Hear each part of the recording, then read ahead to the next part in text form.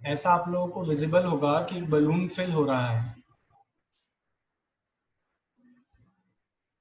ठीक है, अब जरा ध्यान से समझो एग्जैक्टली क्या हो रहा है, ये समझते हैं हम। एक और डायग्राम में दिखाता हूँ, 1-2 मिनट। यस, ठीक। एक और डायग्राम। यहाँ पे अगर आप देखोगे तो एक टैप में से वाटर ड्रॉप हो रहा है, और जैसे जैसे वो वाटर ड्रॉप हो रहा है सर्कल्स बनते जा रहे हैं। ऐसा विजिबल हो रहा है, टैप में से वाटर ड्रॉप हो रहा है और जैसे जैसे आप उसे देखोगे सर्कल्स बनते जा रहे हैं। Is it so? ये हो रहा है। अच्छा, तुम किसी भी एक सर्कल को देखो, जैसे कि मैं ये वाले सर्कल को अगर देखूं जो कि अभी सबसे छोटा सर्कल है, यही छोटा सर्कल धीरे जाकर के क्या हो गया है सर, थोड़ा सा और बड़ा हो गया है, फिर और बड़ा हो गया है, फिर और बड़ा हो गया है, फिर और बड़ा हो गया है। ऐसे ही अगर तुम ये बलून का केस देखो, तो बलून के केस में, अगर तुम ये बलून का केस ध्यान से देखो तो बलून के केस में क्या हो रहा है सर, अगर हम बलून का केस ध्यान से देखें तो बलून धीरे धीरे इन्फ्लेट होता जा रहा है, उसमें हवा भरती जा रही है और हवा भरने के कारण से उसका एरिया बढ़ता जा रहा है। मानते हो क्या ये बात?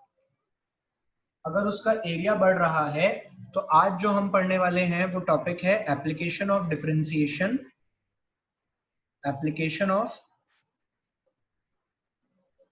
डिफरेंशिएशन। एप्लीकेशन ऑफ डिफरेंशिएशन, जिसमें कि मैं ऐसे ही कुछ एग्जांपल के न्यूमेरिकल सॉल्व करवाऊंगा तुम्हें। सबसे पहला पार्ट आता है derivative. Derivative as rate measurer. Derivative as rate measurer. अब ये रेट का मतलब क्या होता है? हिंदी में कहते हैं दर।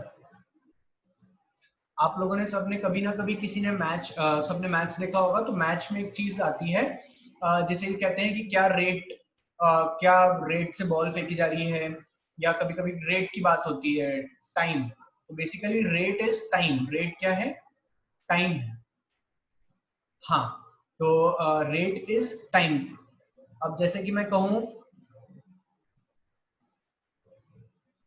जैसे मैं यहाँ पर तुम लोगों को कहूं, ये मेरा बलून था जिसकी इनिशियल साइज ये थी, फिर और बड़ी होती गई, फिर और बड़ी होती गई, और फाइनली ये साइज का बलून रेडी हो गया जब मैंने इसमें एयर फिल करी। ठीक है, अब जब मैंने इसमें एयर फिल करी तो देखो यहाँ पर मैं, ये टाइम था जब मैंने फिल करना स्टार्ट करा था, तो मान लो 0 सेकेंड्स थे, जस्ट मैंने वॉच को स्टार्ट ही किया था, स्टॉप वॉच को स्टार्ट किया था। यहाँ पे क्या हो जाएगा, time t equal to 1 second हो गया होगा, यहाँ पे t इक्वल टू 2 सेकेंड हो गया होगा, और यहाँ पे t इक्वल टू 3 सेकेंड हो गया होगा। सर अगर हम ध्यान से देखें तो पहले रेडियस यहाँ पर बैलून की r1 थी, यहाँ पे रेडियस r2 थी, यहाँ पे रेडियस r3 थी, और यहाँ पे रेडियस r4 हो गई। और ये बिल्कुल बट ऑब्वियस है कि r4 सबसे बड़ी है, फिर r3 है, फिर r2 है, और फिर r1 है। तो अगर हम एक चीज ध्यान से देखें तो there is a increase, there is a, if we observe, there is a increase in radius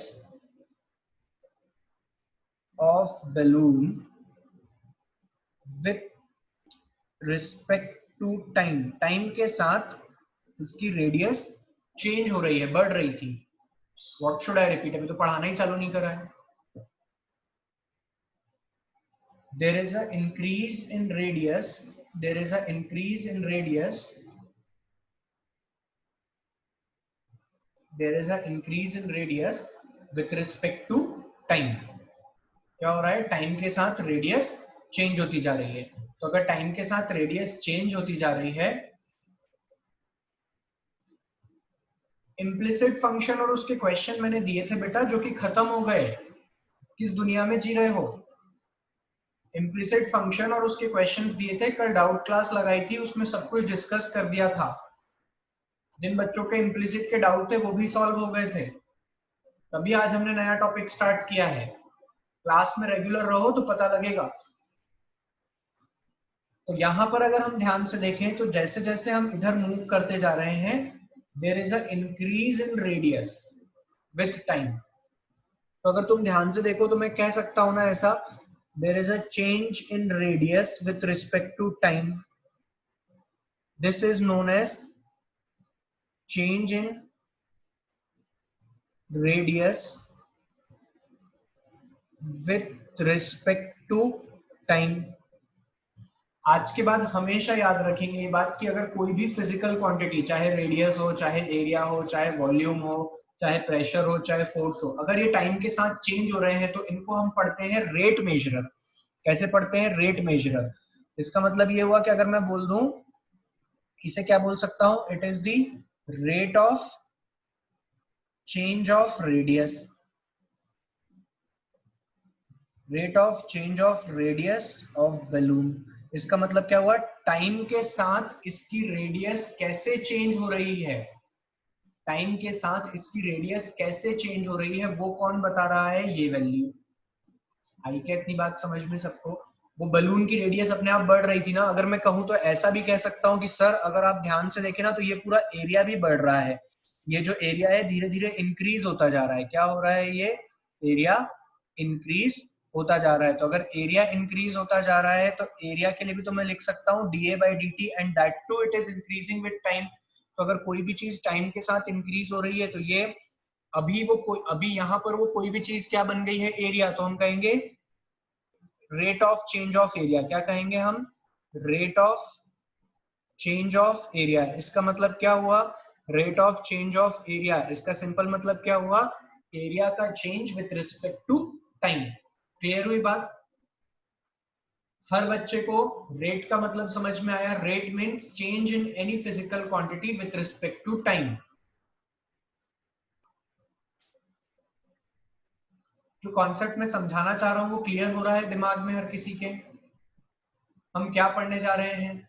अच्छा, क्लियर हो रहा है। तो देखो एग्जाम्पल के लिए मैं कुछ क्वेश्चन देखता हूं। देखो, अब मान लो एक क्वेश्चन ऐसा ही आ जाए कि a balloon is inflated.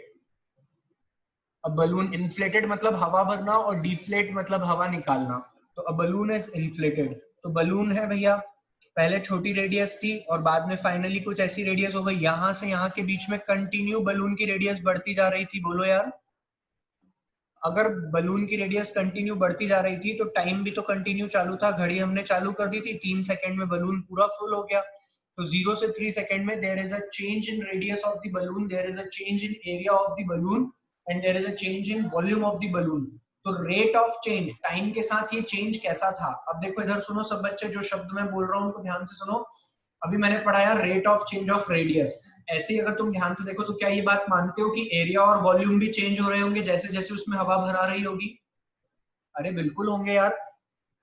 Radius होती है r, इधर देखो, एरिया होता है 4πr², और 4/3πr³ वॉल्यूम होती है। ये तीन चीजें होती है। अब जैसे जैसे r चेंज होगा, there is a change in area and change in volume. अब मेरा क्वेश्चन ये है कि क्या ऐसे चेंज हो रहा होगा क्या कि 1 सेकंड में रेडियस 1 सेंटीमीटर, दूसरे सेकंड में रेडियस 2 सेंटीमीटर, और तीसरे सेकंड में रेडियस 3 सेंटीमीटर? क्या ऐसे लीनियर, देखो लीनियर चेंज का मतलब क्या हुआ कि इंक्रीमेंट जो हो रहा है, लीनियर मतलब यूनिफॉर्म, यहाँ पे भी चेंज 1 का, यहाँ पे भी चेंज 1 का, यहाँ पे भी चेंज 1 का, तो यहाँ पे भी चेंज 1 का। तो ऐसे कंटिन्यू चेंज होता जा रहा है, 1 1 का चेंज होता जा रहा है। पर जरूरी थोड़ी है कि लीनियर चेंज हो रहा हो सकता है कि शुरुआत के 1 सेकंड में रेडियस 0.5 सेंटीमीटर चेंज हुई हो और लास्ट के जो 2 से 3 सेकंड का ड्यूरेशन था उसमें 1.5 सेंटीमीटर बढ़ गई हो। We can not predict the change. हम बोल नहीं सकते कि चेंज लीनियर है, यूनिफॉर्म है, it can be variable also. क्या हर बच्चे इतनी जो मैं कह रहा हूँ वो बात समझ पा रहे हैं? rate of change of radius can be variable, it can be uniform, it can be non uniform। uniform मतलब के इक्वल इंटरवल्स में चेंज हो रही होगी, और नॉन यूनिफॉर्म मतलब इंटरवल इक्वल नहीं होगा। दोनों चीजें हो सकती है, एरिया भी बदल रहा होगा। तो अगर तुमसे कोई पूछ ले find rate of change of area, rate of change of area. इधर देखो सब लोग, अगर कोई ऐसा पूछ ले कि rate of change of area बताओ, तो rate of change of area मतलब rate of change of area का मतलब ये वाला टर्म पूछ रहा है। अगर तुम ध्यान से देखो तो area is a function of radius, 4 और पाई तो कांस्टेंट हो गए, तो मैं लिखूंगा area is a function of radius. क्या हर बच्चे इस स्टेटमेंट से एग्री करते हैं कि एरिया जो है रेडियस का फंक्शन है?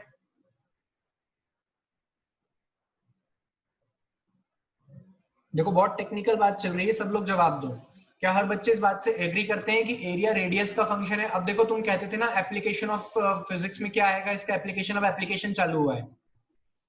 Area is a function of radius. अच्छा, लेकिन उसने हमसे पूछा क्या है, डीए बाई डी टी। मैंने लास्ट क्लास में ही पढ़ाया था कि जब भी किसी अननोन या न्यू वेरिएबल के साथ डिफरेंशिएट करना पड़ता है तो हमें क्या करना पड़ता है? सर आपने ही सिखाया था कि एरिया की वैल्यू हो जाएगी 4 पाई आर स्क्वायर, और हमें डीए बाई डी टी निकालना है। क्या निकालना है? DA by D T. तो डी ए अपॉन में डी टी लिख देंगे। 4 पाई तो कांस्टेंट है, डिफरेंशिएशन कहता है कांस्टेंट अगर किसी के साथ मल्टीप्लाई में हो तो कांस्टेंट को बाहर रख दो और फंक्शन को डिफरेंशिएट कर लो। तो r का डिफरेंशिएशन हो जाएगा 2r, लेकिन ये टाइम के साथ करना है तो dr by D T multiply में आ जाएगा। अरे हाँ या ना? सब बच्चे जवाब दो। क्या इक्वेशन 1 क्लियर हुई? अगर इक्वेशन 1 क्लियर हुई तो मैं लिख सकता हूं ना, it is 8 pi r dr by D T. Rate of change of area कैसा है?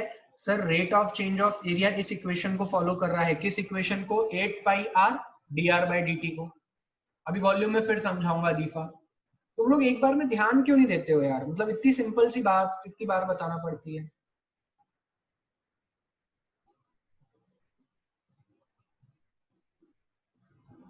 चलो अब और मेरी बात ध्यान से सुनो, अभी इसी को और क्लियर करता हूं मैं फिर से एक बार। अगर वो तुमसे पूछ लेता, मेरे को टेक्निकल टर्म तुम समझाने ही नहीं देते हो, तुम्हारे बीच में डाउट आ जाते हैं। Rate of change of volume, rate of change of volume. Rate का मतलब तो हमें समझ में आता है कि टाइम के साथ वॉल्यूम का चेंज। इस लाइन का मतलब क्या है? टाइम के साथ वॉल्यूम का चेंज, डीवी बाय dt। क्या हर बच्चा ये बात मानता है? इट इज v, नहीं तो बोलोगे r लिखा है।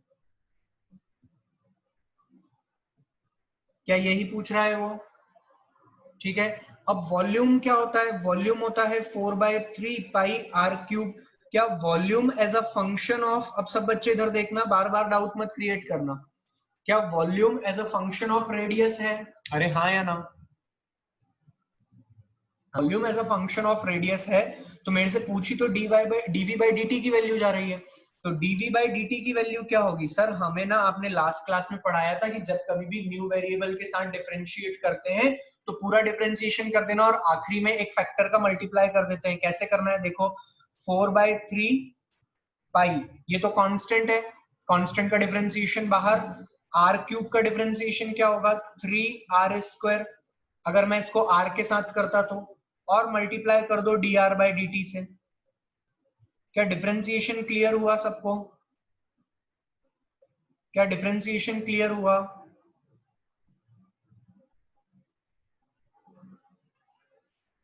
हर बच्चे को डिफरेंशिएशन क्लियर होगा तो ही मैं टेक्निकल टर्म समझा पाऊंगा।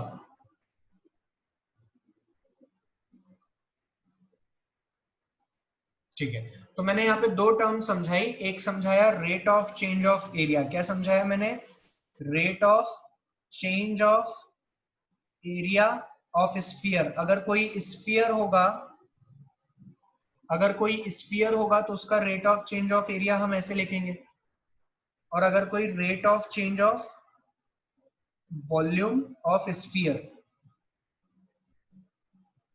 वो होगा तो उसके लिए हम फॉर्मूला ये लिखेंगे। लेकिन सर अब हमें थोड़ा सा और समझाइए, तो और आगे समझो।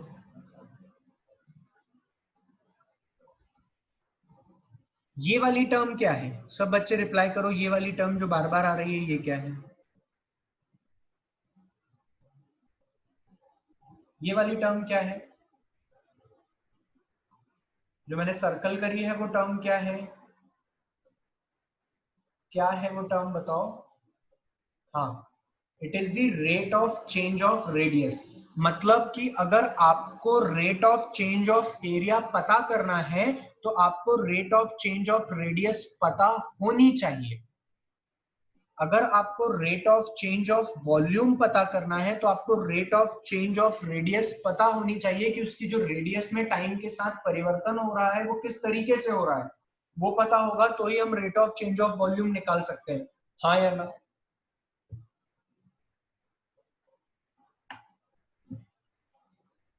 मानते हो क्या ये बात हर कोई? अब देखो क्वेश्चन ऐसा आएगा, चलो पहले इतना लिख लो तुम लोग। पेज 1, 2-2 मिनट का टाइम दूंगा मैं, लिखते जाना। लिखो पहले पहले हेडिंग डालो, डेरिवेटिव एज अ रेट मेजरर। मैं कुछ डिक्टेट कर देता हूँ।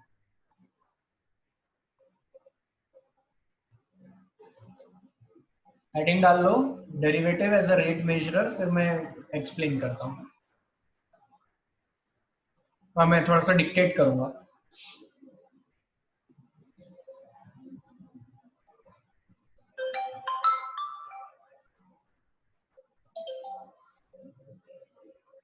चलिए लिखे। In this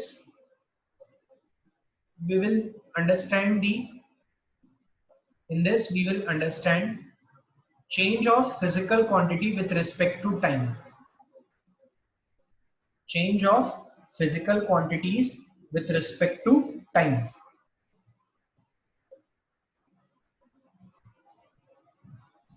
Change of physical quantity with respect to time.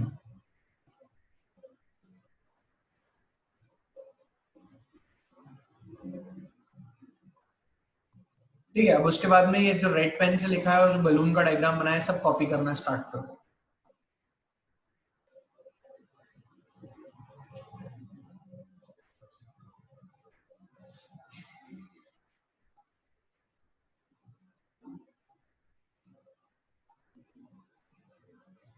बिल्कुल बेटा, मैं एक बार में एक ही चीज पढ़ा पाऊंगा। अभी मैंने स्फीयर लिखवाया है, फिर मैं क्यूब क्यूबॉइड सब लिखवाऊंगा, मुझे टाइम तो दो, सब एक साथ लिखवा दूं।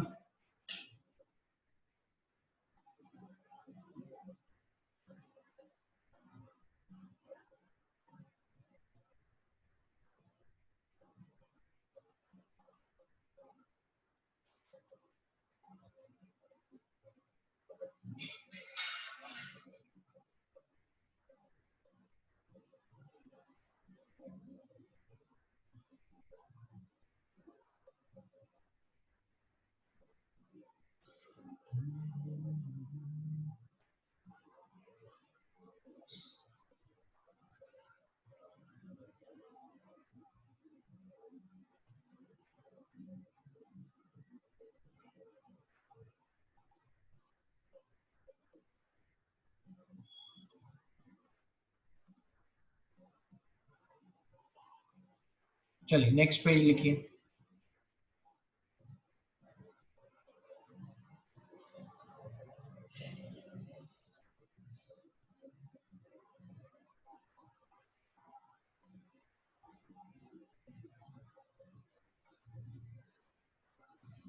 यार इसमें क्या था जो तुमसे नहीं हो रहा, जल्दी करो, 1 मिनट दूंगा मैं।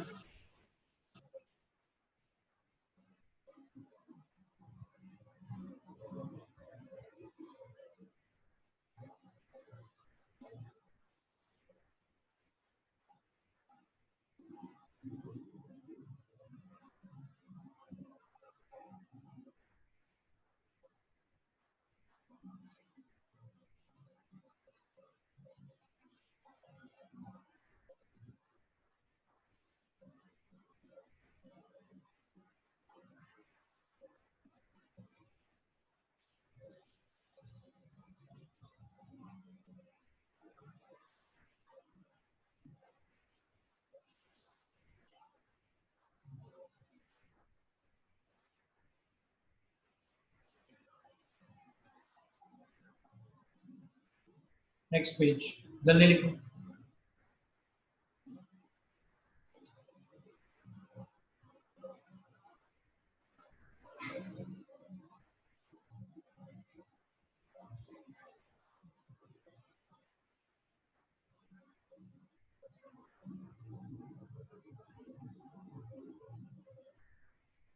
देखो तुम लोग फिजिक्स की क्लास में होमवर्क नहीं कर रहे हो।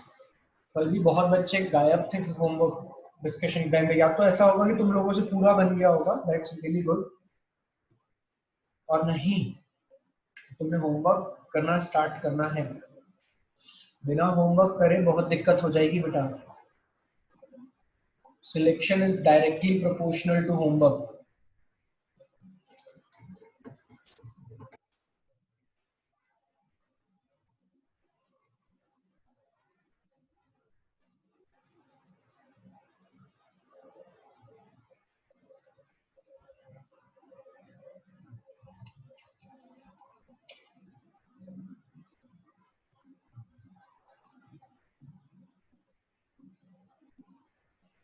जल्दी लिखो ये वाला।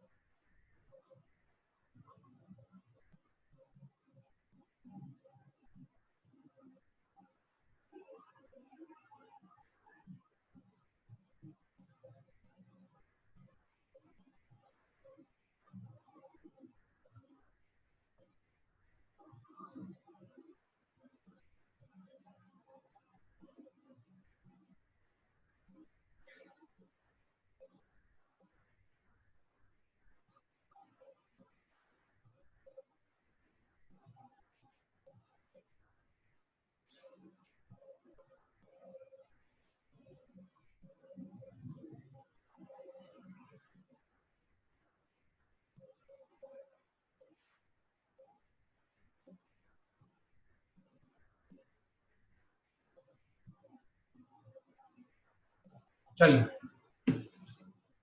है ना। अब ये तो था अगर कोई स्फेरिकल बॉडी हो तो। अगर मान लीजिए कोई क्यूबॉइड होता, क्यूब ले लेते हैं पहले, cube, this is the cube.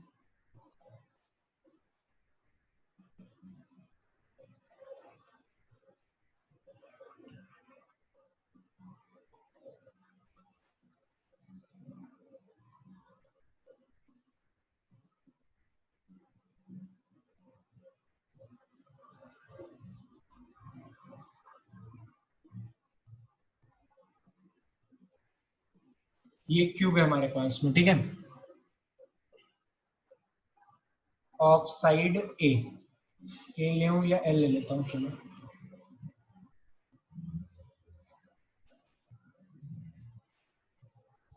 L side का क्यूब है, तो एरिया ऑफ क्यूब क्या होगा भैया?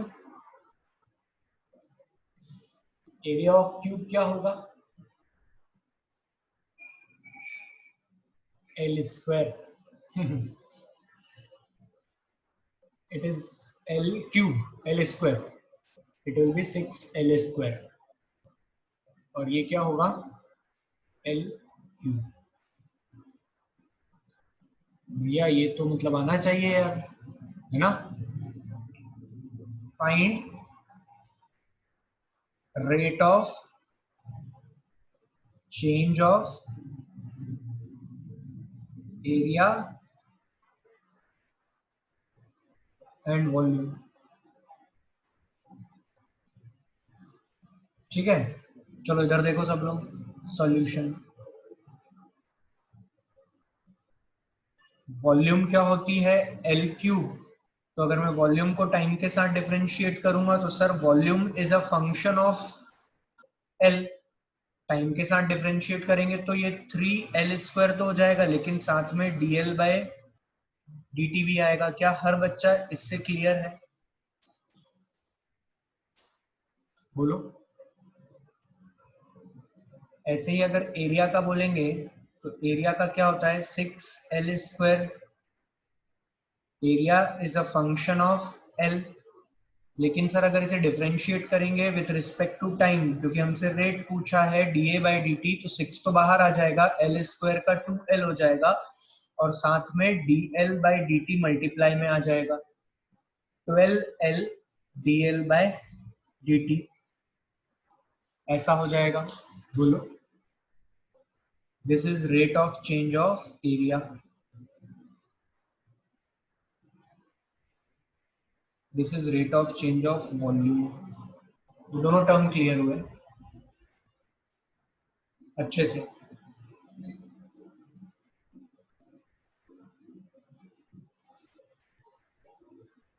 चलो क्यूब लिखो फिर।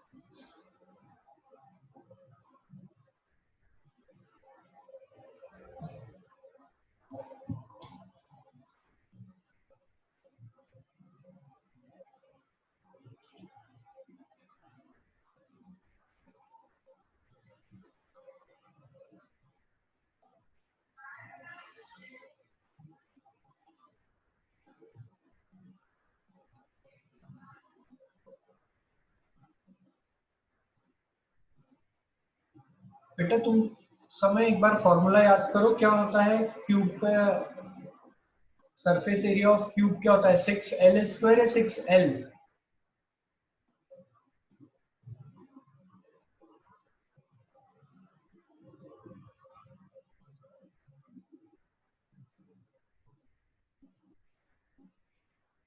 तो फिर तुम वॉल्यूम में पूछ रहे हो क्या मुझसे?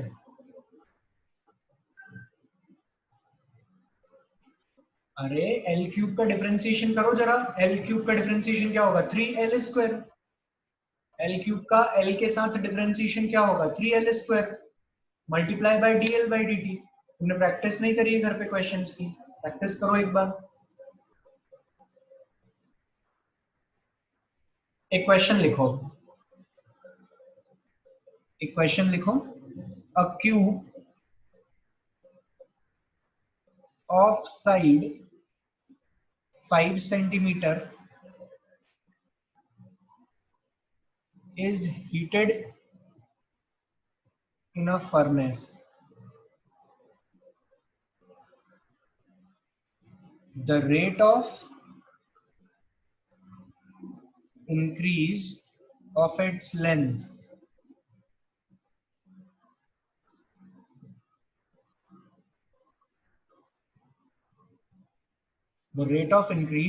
length is given as 0.2 centimeter per second. Find the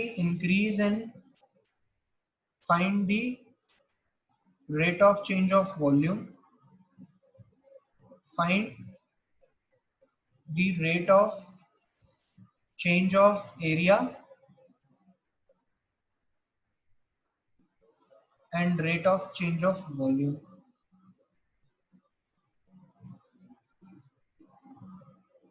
चलो सॉल्व करो,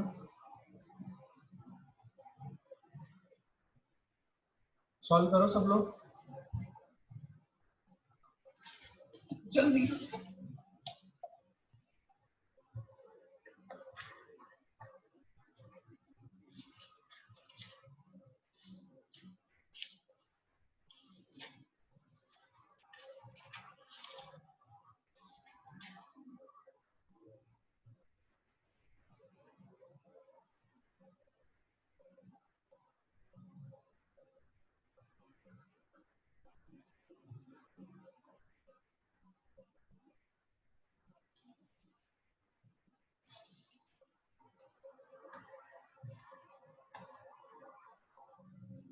बेटा अपन टोटल सरफेस एरिया की बात कर रहे हैं सॉन्ग में, क्योंकि जब किसी भी चीज को हम गर्म करेंगे तो उसकी सारी सरफेसेस एक्सपांड होगी ना, तो हम टोटल सरफेस एरिया काउंट करेंगे।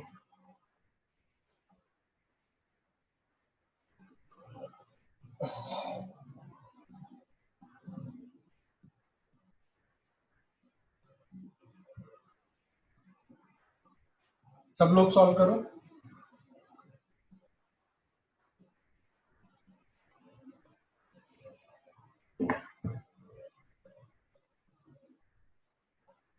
बिल्कुल ही गलत है सिरी, क्या कर रही हो तुम्हें, जीरो कैसे आ सकता है आंसर।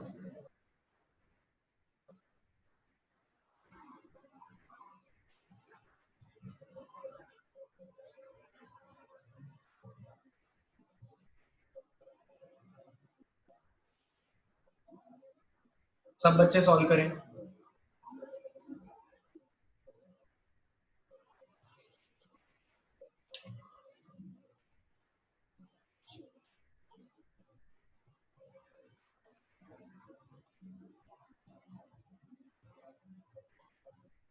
मैं सॉल्व करता हूँ अभी। चलो सॉल्व करते हैं।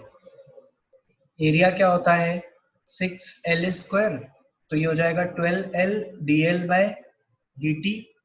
अब तुम ध्यान से क्वेश्चन पढ़ो तो क्यूब की साइड मतलब L की वैल्यू दी हुई है हमें 5 centimetre, and rate of increase of its length मतलब dl/dt, rate of increase of its length dl/dt दिया हुआ है 0.2 सेंटीमीटर। तो 12 इंटू 5 इंटू 0.2, 10, 5 1 जा 2 जा, 2 से 2 कैंसिल, 12।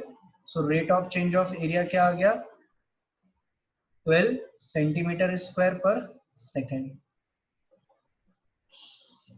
क्लियर हुआ। ऐसे ही वॉल्यूम करते हैं। वॉल्यूम को क्या लिखते हैं हम, L³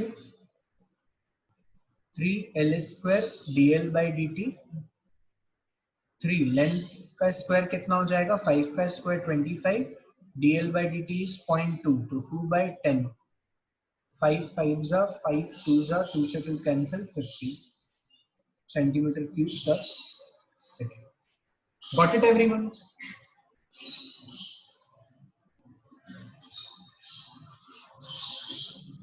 वेरी गुड।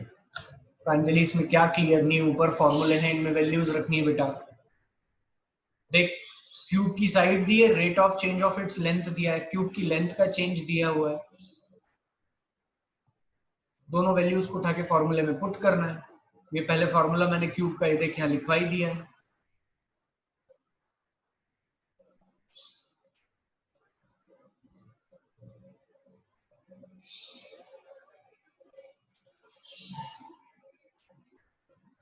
चलो एक और क्वेश्चन करो। अब देखो कभी कभी कैसा हो सकता है मैं तुम्हें बताता हूँ। एक क्वेश्चन लिख पाता हूँ मैं, लिखो। अ वाटर ड्रॉपलेट, अब मैं डिक्टेट कर रहा हूँ। अ water droplet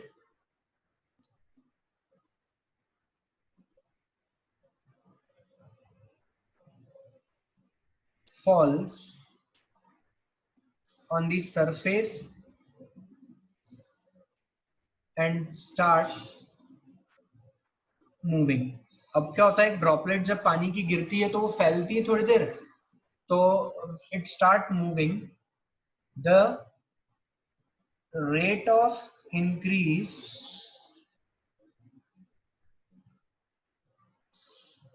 of its radius is 1 centimeter per second with initial radius of 2 centimeter. Find the rate of change of volume। चलो जल्दी से सॉल्व करो, क्वेश्चन पढ़ो, डेटा समझो क्या होगा। अब ड्रॉपलेट कैसी होती है, ग्रेविटी के इफेक्ट को नेग्लेक्ट कर दे तो ड्रॉपलेट एकदम गोल स्फेरिकल शेप की होती है। जल्दी बताओ। मेरी स्क्रीन पे तो सब कुछ आ रहा है बेटा प्रत्युष।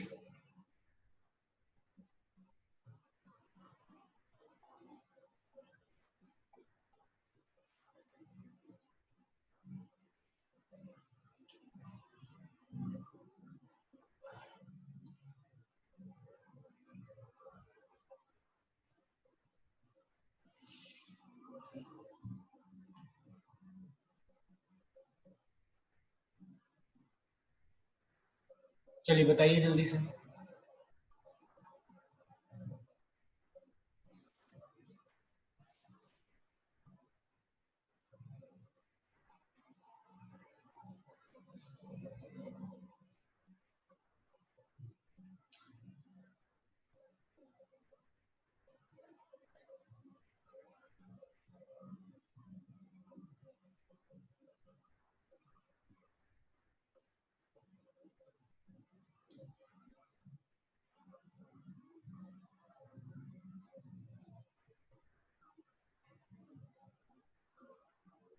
चलो देखते हैं एक और क्वेश्चन। इसकी इनिशियल रेडियस कैसा है, जैसे कि पानी की बूंद पहले ऐसी गिर गई, फिर ये धीरे धीरे फैल रही है, बड़ी होती जा रही है। तो अगर हम ध्यान से, अच्छा एक second, there is a lag,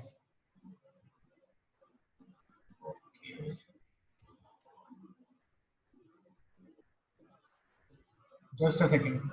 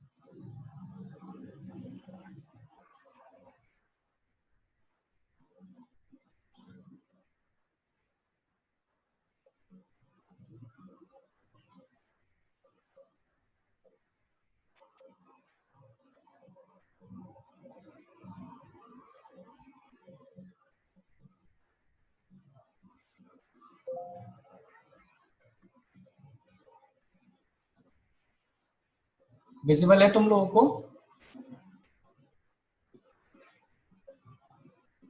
screen visible है बेटा? ठीक है चलो। तो एरिया ऑफ स्फीयर क्या होता है? स्फीयर का एरिया बताओ, 4। बताओ यार।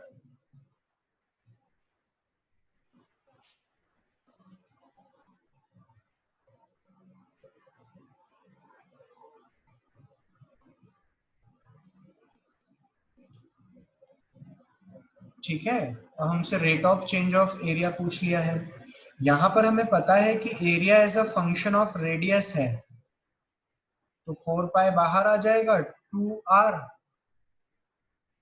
dr बाय dt हो जाएगा, 2r dr बाय dt हो जाएगा।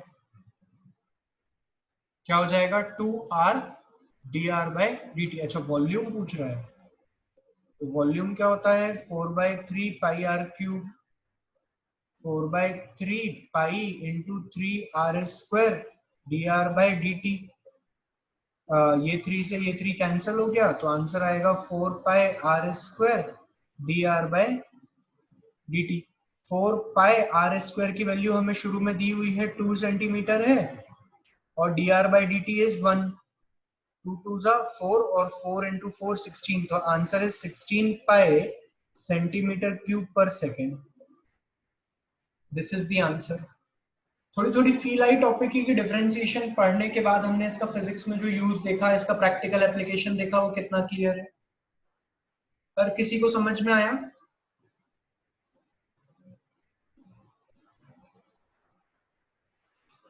अच्छा, अब कभी कभी क्या होता है, देखो अभी तो तुम्हें कोई जानकारी नहीं दी थी क्वेश्चन में, तो तुमने कह दिया कि area as a function of radius है। कभी कभी देखो क्वेश्चन कैसा आता है, कैटेगरी 2 सेकंड कैटेगरी के जो क्वेश्चन है वो देखते हैं, पर लिखो जरा।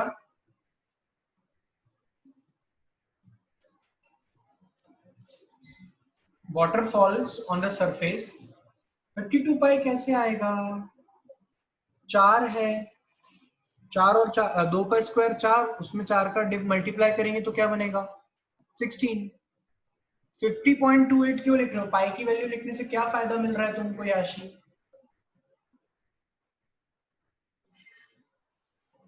बेटा मैं तेरे से वॉल्यूम नहीं पूछ रहा हूँ, 4/3 पाई r क्यूब को तू डिफरेंशिएट भी तो करेगी। करेगी तो क्या बनेगा? ये 4/3 पाई 3r² बनेगा ना dr/dt। डिफरेंशिएशन क्यों बोल रही है? मैं वॉल्यूम पढ़ा रहा हूँ क्या? कैसे होगा 2 का क्यूब? तू कुछ सोच।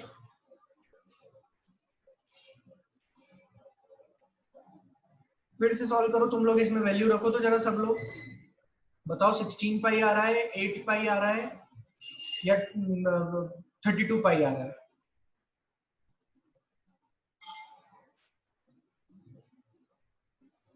कुछ तो भी बात करते हो। इजी इजी बातों में ही ऐसे उलझे रहोगे तो आगे कैसे सीखोगे। चलो, तो यहां पर हमें समझ में आया 16 pi is the right answer.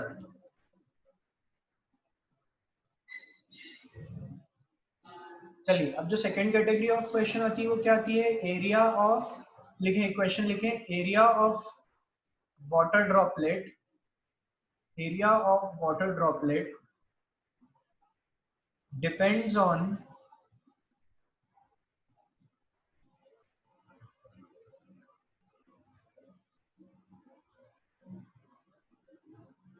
find the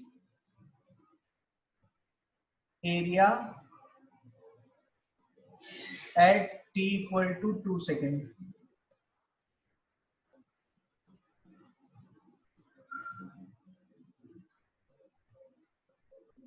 ऐसा क्वेश्चन आता है, क्या आता है कि पानी की बूंद है, इसका किसी कारण से एरिया बढ़ रहा होगा, लेकिन अब जो एरिया बढ़ रहा है वो किस पे डिपेंड करता है, इस इक्वेशन पे। क्या है equation, a is equals to 3t³ + 2। तो यहाँ पे मैं देखूं तो एरिया क्या हो गया सर, अब हमें नहीं पता कि उस क्यूब का शेप है, जरूरी थोड़ी पानी की बूंद का शेप अब सर्कल ही रहा हो, कुछ ऐसा हो गया होगा रैंडम सा शेप।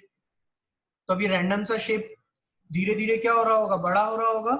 जब ये रैंडम सा शेप ऐसा धीरे धीरे धीरे धीरे बड़ा हो रहा होगा तो ये ऐसा ऐसा ऐसा ऐसा इंक्रीज होता जाएगा, फिर और इंक्रीज होता जाएगा। तो ये जो पानी का शेप धीरे धीरे धीरे धीरे बड़ा हो रहा है, तो अगर मैं इसको देखूं तो इसको क्या कह सकता हूँ, area here is a function of time.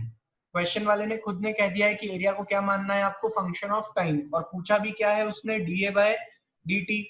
तो ये देख करके तुम्हें बड़ा मजा आ जाना चाहिए। क्यों मजा आ जाना चाहिए, क्योंकि यहाँ पे जिसका फंक्शन है उसी के साथ डिफरेंशिएट करवा रहा है, मतलब नॉर्मल डिफरेंशिएशन लगाना है। तो 3t² में 3 बाहर आ गया, t³ का डिफरेंशिएशन क्या होगा, 3t² और 2 का 0, 9t² इज द डिफरेंशिएशन, बोलो 9t² क्या हो गया, डिफरेंशिएशन हो गया।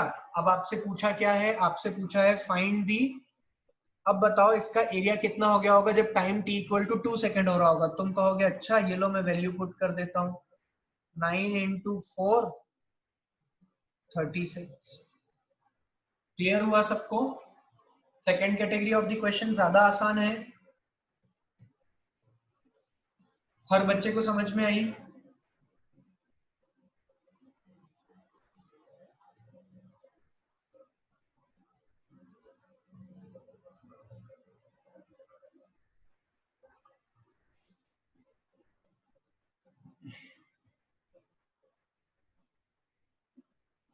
ठीक है,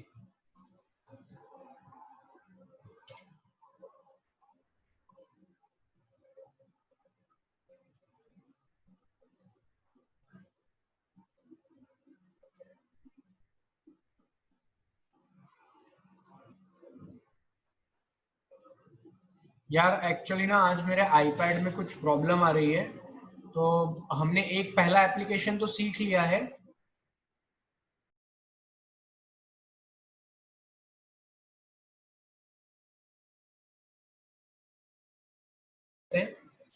हेलो, और बेटा मेरे आईपैड में ना आज कुछ प्रॉब्लम आ गई है, शायद से वर्क नहीं कर रहा है। यूनिट होगी ना, बिल्कुल होगी बेटा इसमें यूनिट। यूनिट क्या होगी, एरिया है तो cm²/सेकेंड। आज क्लास में सोच रहा हूँ हम यहीं फिनिश कर देते हैं, मैं थोड़ा सा जो टेक्निकल इशू आ रहा है उसको सॉल्व